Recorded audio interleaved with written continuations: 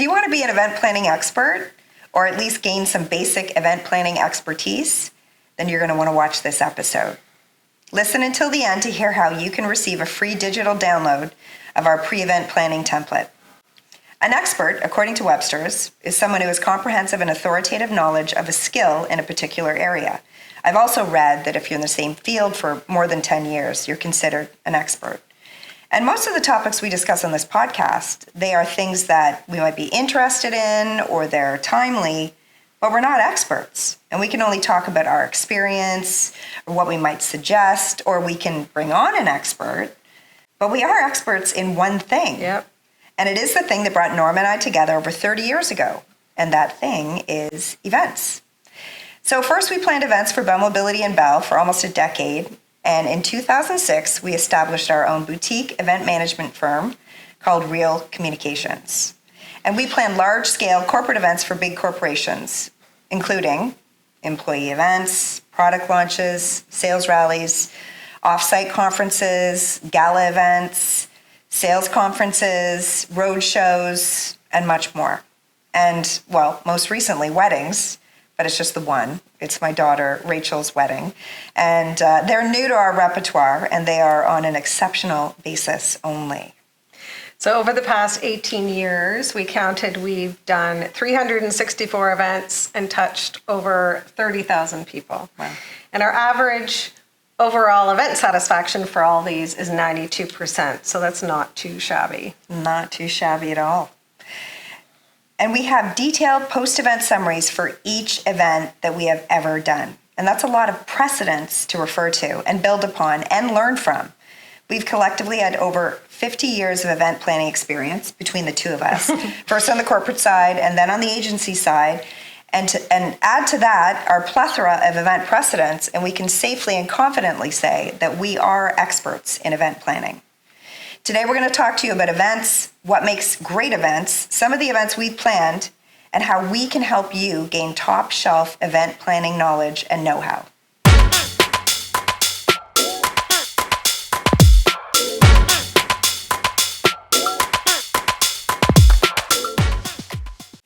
We mentioned before how Real Communications was established. We were both effectively packaged out of Bell. Mm-hmm. But the fun part was that we had already planned our exit and planned to start our own business. And we wanted packages in order to do so. So in 2006, as I already mentioned, Real Communications was born. So Norma, can you believe that we've had 18 years of Real Communications? I know. It doesn't seem. Time has flown by. And in those 18 years, and even before, when we were on the corporate side, I'd get this question all the time. People would say, what makes a great event? And the answer, it's always the same. The best events are the ones that meet or exceed their objectives. And that sounds basic and maybe boring, but it's the truth. So for instance, Norma, tell us about that.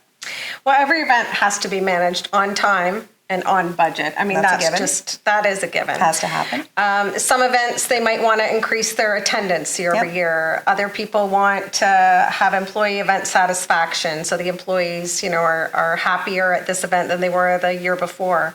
Or it might be they have sponsors, so they want to increase their sponsorship contribution. And then there's also some of them are tied to a charity. So they want to make sure that every year they increase their charitable donation. So those are just a few that we have. So depending upon the kind of event it is, there's different objectives, and exceeding those is what will equal a successful event. Right.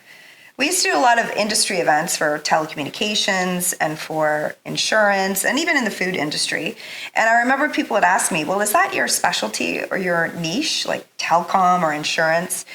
But what everyone needs to understand is the specialty in the event expertise is not the type of industry. I mean, there's some nuances, but the biggest difference is in the type of event, the objective, and the audience. It's also important to know that some events, well, all events actually, they are really just communications with walls. And there should be a very well-planned and executed number of communications pre, during, and post-event to keep the audience informed and to keep the energy of the event going. And it's just as hard to plan an event for 30 people as it is for 300 people. Yeah. It's the same plan. It's just different scale. People who don't have experience with events are very intimidated by events. But there's things you need to know how to do or how to be in order to be a successful event person or have a successful event. So in order to be a successful event person, what do you need? You need to be very detail-oriented and thorough. Yes. You need to have strong communication skills. Yes. You need to be a creative thinker 100%. and also be energetic, social. Yes. You're going to be talking to a lot of strangers. And you need to have stamina. Absolutely. Someone that doesn't need a lot of sleep. That's you. Is optimal, yes. And that's me out of the two of us. That's true. Yeah. And of course, you need to own a clipboard. You absolutely need a clipboard. If you don't have a clipboard, you're not really going to be a successful event person. No, you need that. But in order for an event to be successful, what's required? You need to give the audience something to talk about, something that's memorable. They're always going to remember it. You need to have clear objectives and strategies. They need to be tight. Yeah. You need a detailed budget. My budgets are very long. Very detailed. And our clients loved your budgets, always loved your budgets. And they'd had many iterations. I think at one point I had 17 budget iterations for one particular roadshow. Yeah, because as you find out what something costs, you have to adjust Update it. Yep. And we had, you have to establish regular planning touch points, 100%. either with your internal group and or your client group. You need to do pre-cons, which are pre-conference calls or run-throughs with your talent, with venue staff, with the client, going through that as well. So again, having strong communications with everyone so that everyone knows exactly what's going on. Having a detailed event plan or flow. This is something that we strongly believe in. Lots of event staff with clearly outlined responsibilities, so each staff member knows who's doing what at which time during the event. And having interactivity for the audience is great, either through an event app, having that digital component. Have to have digital component, I mean, yeah. every year there's always improvements and things you can do, and to get digital feedback and real-time feedback. And having a team that has high-end technical expertise, I always think this, you're only as good as your AV team that you have, and I strongly believe that. And to execute the event flawlessly, there should be minimal issues that arise on event day, and you need to calmly and collectively resolve them when they happen. Don't let them see you sweat is what we usually think about. It's important to collect feedback from your audience members and also feedback from the client and also the vendors that you worked with, because they always will tell you what would work better the next time, especially if you're on a road show. They can say, what should you do for tomorrow's show? And then at the end, we always complete a rigorous post-event review, including quantifiable and qualifiable measurements. If you can't find 5 things that you could have done better, you're not looking hard enough. That's always what we say at the end. It's our motto. What can we do better? And that's the way you continually learn, and then you always make the next one better. Of all the events we've done, which one, in your opinion, was the most impressive? And I'm going to answer myself first. So I believe it was our Sun Life event that we did. I can't remember the year, but we had 38 events in 22 cities in 2.5 weeks. And it was right across Canada.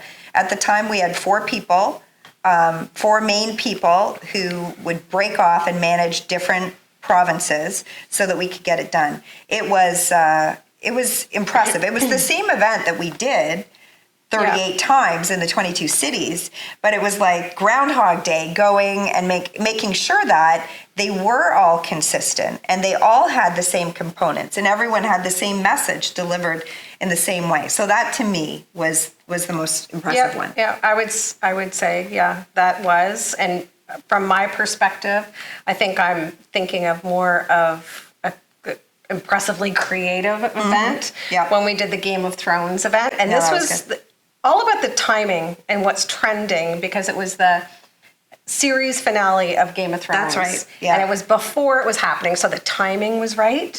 And it's just everyone dressed up they rented costumes, and it was just such a transformation. It was for the gala event for the Game of Thrones that I really think that was one of the most impressive events that we've done. It was very impressive. Yeah. And now what was the most fun event that you think we've ever done? I'll talk first. I'll mention mine first. So we had this black tie event that we did for Rogers many years ago. Mm-hmm. It was awards dinner, and I remember hadn't done this event previously, and we were talking to them, and they said, "Wow, this is a very high-end." Serious kind of event. Mm-hmm. It was an awards night. Like I mentioned, it was black tie. And we had suggested, well, let's make it fun in the evening, because their problem was everyone left immediately after the awards were given out. And they wanted everyone to stay together. They wanted to get the networking and the value of that networking. So we suggested what we would do is, as soon as the awards were over, we would dim the lights, get some crazy host come out. He'd be dressed in full disco attire. Yeah. We would change up the table settings and then come out and give every table this disco bag of tricks to transform everyone from black tie, serious, to let's have fun and party all night disco. And initially, I remember the client said, well, they're not going to dance. They're not going to stay. Yeah. But you better believe they all danced, they all stayed. I remember we even had like disco lounges in the corners and everything. Yeah. And we played obviously disco music with the disco lights, and we had an amazing host. I was just going to say James Cunningham. He was the best. Out of this world. And we've worked with James Cunningham many times since. Yeah. But anyway, that to me was one of the most fun events that we have done. Yeah. What about you? Well, when I think back of something that was fun but also different that we hadn't done up until this point was for our client food buy. And it was an Eats and Beats trade show. So it's basically vendors, food vendors, it could be Coke, Pepsi, those types of, and all different food vendors. Mm-hmm. And it was more of a trade show, but how could we elevate that? And we decided to call it Eats and Beats. So what we had was a DJ in the center of the trade show, and we had music going, and we just had a lot of fun creative with signage and lights, and I think that really we made brought it fun. Sexy back to trade shows then, didn't we? Yeah, it was fun. It was tons of food vendors. Like, it was huge. Yeah, remember how big that was and how many vendors? And it was employees came. So I think that was just a whole different spin on a trade show. And that's what you can do with events too. Just it doesn't have to be what was done before or what's always done. Just by adding a DJ and fun music, like, it just added a totally different vibe and it was very successful. It was. We're talking about, we really enjoyed these, but we wouldn't have enjoyed any event that our audience didn't absolutely love, what our overall satisfaction scores are pretty high anyway. So I think for the most part, we were pretty good there. Now, same question, but most grueling event. And for me, I'm going to answer, sounds like a cop-out, but it's not. It's definitely the same event that I said was the most impressive. And that's because it was just so much. Like, I remember after those 2 weeks and all of that travel and all of those early mornings and late nights, like, I was done. And we should say something like that took over a year to plan. Yes. We started planning that over a year. Yes. Prior. Yeah. So much planning goes into this. Yeah. And when I think about the most grueling events, it's similar in a way, because it always is a road show with multiple speakers, multiple shows in different cities, because there's different speakers when we would go to the different cities, because they would be regional. But then they'd always have last minute presentation changes. Mm-hmm. Sometimes they would be contacting me late at night. I'd have to be up at 4 a.m. Or else they contacted me early in the morning. We'd make changes. And it's the worst when you're trying to do full presentations, and then you've got to make sure all the AV is perfect. And so those, I think, are most grueling when you have that many people and you're trying to get the presentations in time in order to build the entire show. So that's the most grueling for me. Yes, and typically our roles, and I think that's something important if we haven't already talked about it, maybe it's coming up, but it's very important to have a clear differentiation of roles, who's doing what. I was always front of house. I'm dealing with the kitchen. I'm dealing with the event staff. I'm dealing with our hosts and our entertainment. The client. And the client. Yep. You're dealing with AV and the presentations and ensuring Speakers, and the yeah. speakers and technically ensuring that things go off without a hitch. And if you have overlap on those responsibilities, Yeah. or if people there, you don't A, have enough people to do things, or B, there's overlap, or people are unclear of who's doing what when, you're in trouble. So, which actually Yeah. brings us to our next topic of conversation here. What will guarantee issues with an event? Well, one is having unclear objectives. Yes. I mean, that's a basic one. Disagreement between decision makers. Yes, because that can stall Yeah. things as you're Yeah. going through the planning process. Yeah. Yeah. Not being able to get timely approvals. That was another one, Big time. from Yeah. on the client side. And it affects the timing of the planning. Change in scope, like in the middle of it. Then Change in the scope, and by objectives change, or that, the what we change of mean scope. is, so they decide this is an event for their employees, and it's one day, and it's on Tuesday, and it's just going to have speakers and some giveaways. And then halfway through, they decide, well, we actually want it to be a 2-day event, and we want our management team to go off-site afterwards or before, and they change what was already planned. And it really, you have to go back to the drawing board. You have to start from the beginning to make sure that you're not going to forget any of these details. Everything is so detail oriented. So change of scope can really throw you off track. And it always means more time and most definitely more money, because there's more time it takes to plan these different things. Yeah. And find different venues if that's required. So another thing is lack of interest. If it's lack of interest with the audience, Yeah. if it's a conference, they're leaving early or they're not staying for anything, or even lack of interest from the client side. If it's a paid event and they're responsible for selling tickets to the event, or they're responsible for selling sponsorship and they're just not doing their part. Right. I mean, Yeah. and that can create issues. Having a poor previous event, Yes. because each year the events build upon the one before. So if you have one dud, it's hard to recover, because it's like a bad movie. It's hard for the actor to recover from, or even a bad restaurant experience. You're very unlikely to go back if you've had a bad experience. And we at a very restaurant. often come in after there has been a bad event. Right. And so we haven't, worked with this client before. They've had a bad experience. So our job is to figure out, okay, what went wrong and how can we improve it? And how can we improve it right from the get-go to get people excited to go back because they had a bit of a flub last time. So for those of you who are interested in learning more about event planning, the good, the bad, the necessary, stay tuned, because we have an event masterclass in development.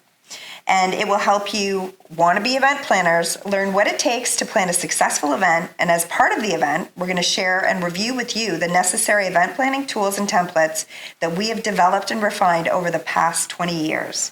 And we have a bunch of them, and we use them religiously. And what are those templates, Norma? Well, we have an agenda template, pre-event planning template, event recommendations that we use when we first meet with a client to come up with our ideas, a full timeline, client status update, an event flow. We were talking about that event show flow earlier, an event checklist, making sure you don't forget anything, budget template, my favorite. It's very detailed as well. Post-event review. So it's almost like a post-mortem that you do at the end of the event. Audience feedback, client feedback, and a web creation strategy. So there's quite a few of the templates that we use. And in all of those templates that Norma just mentioned that we use all the time for every event, all of them are critical, but there's a few that really stand out. So there's the event planning template that we're going to provide you to download for free for watching this podcast. And that's the one that will allow you to collect all the necessary information you need in order to get planning your event. The budget template is absolutely critical, and it's what all of your clients are going to be looking at all the time. They want to make sure that everything is going to be planned on budget. And then the two other main ones are your event flow that you have for the execution of your event on event day, and the post-event summary document. The event flow, it's usually a very large document that outlines at each time of the event who is doing what, when, and for how long. And it is the one document that will allow you to execute flawlessly. The other critical document is the post-event summary, and those are the documents we refer to all the time to see what worked well previously so that we can always look forward and plan even better events. And through our upcoming event masterclass, you're going to receive intel from our over 300 detailed event precedents to help you prepare and plan successful events yourself. And precedents, they're often referred to in the legal world. They're what lawyers refer to in order to help plan and win their cases. But for us, regular review of our event precedents helps us to avoid pitfalls, confidently answer client questions, and prepare powerfully successful new events. So in conclusion, there is a science to event management, and those who effectively understand and adhere to that scientific process will succeed. In our upcoming event masterclass, we're going to share with you in great detail how to plan successful events and the tools that we've developed along the way that will keep you on task and on time. And today, as you mentioned earlier, we'll be giving you the pre-event planning template as a free digital download. Just check the comments below for the link. We're also going to be providing one-on-one consulting for event experts in training if you're interested. So feel free to check out our website, realcommunications.ca. And then until next time, be real. Be real.